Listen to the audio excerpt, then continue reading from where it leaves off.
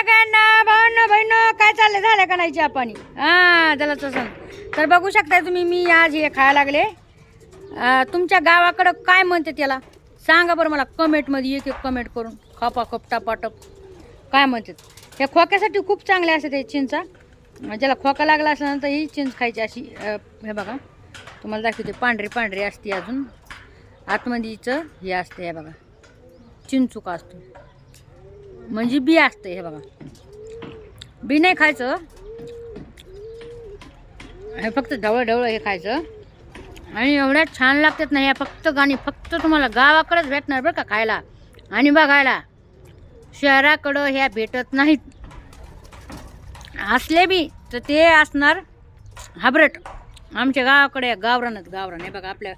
दारामध्ये झाड आहे बघू शकताय तुम्ही आहे का दारामध्ये झाड आहे आपल्या या मग खायला